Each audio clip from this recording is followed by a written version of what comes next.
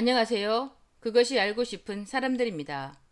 김원효 심진아 부부는 6일 인스타그램을 통해 마녀 김밥을 사랑해 주시고 아껴 주시는 많은 분께 죄송하다며 마녀 김밥을 함께하는 사람들로서 진심 어린 사과의 말씀을 드린다고 밝혔습니다. 그러면서 다시 한번 피해를 보신 모든 분의 쾌차를 바란다며 혹여 저희의 공식적인 행동으로 다른 매장의 많은 점주가 피해를 받을까봐 많이 조심스럽다며 사과가 늦어진 점 죄송하다고 강조하였습니다. 이들 부부는 사고가 발생한 지점과는 관련이 없지만 마녀 김밥이 자신들을 통해 더욱 유명해진 만큼 도의적인 책임을 느껴 사과의 글을 올린 것으로 보입니다. 성남시 분당구에 위치한 김밥 프랜차이즈 업체 마녀 김밥 두 곳에서 집단 식중독 사태가 일어난 가운데 식중독 발생 약 2주 전 같은 프랜차이즈 서울 지점에서도 의심 환자가 발생했던 것으로 확인되었습니다. 7일 서울 시내에 위치한 마녀 김밥 지점에서 지난달 중순 식중독 의심 환자가 발생했다는 민원이 지난 4일 구청으로 접수되었습니다. 해당 지점의 후기 게시판에는 지난달 19일부터 김밥을 먹고 고열과 복통, 장염 의심 증세가 나타났다는 게시글이 잇따라 올라온 것으로 확인되었습니다. 김밥을 포장 주문해서 먹었는데 저녁부터 아이가 고열과 설사에 시달렸다. 점심으로 김밥을 사 먹은 뒤 그날 저녁부터 알레르기가 시작되었다.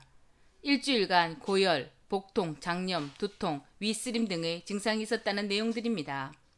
관할구청은 지난 5일 해당 지점을 방문해 식중독 의심 증상을 호소하는 고객이 있었던 사실을 확인하고 위생 점검을 실시하였습니다.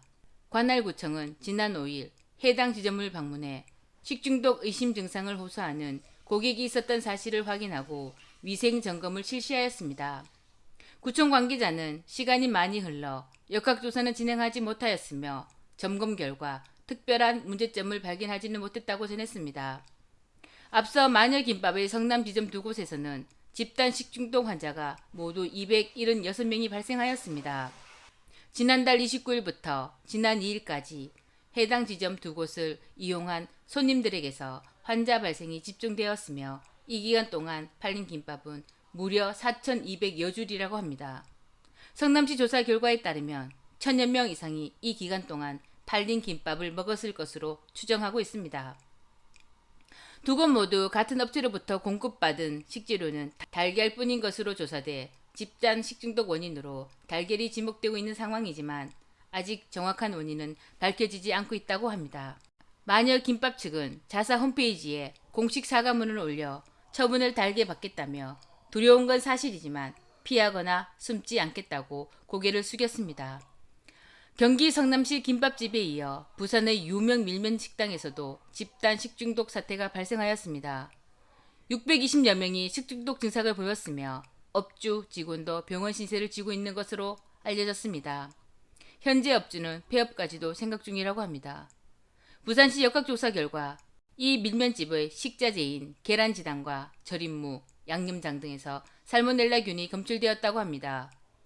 식중독 증상을 호소한 손님들을 대상으로 조사한 50건에서도 살모넬라균이 28건이나 나왔다고 합니다.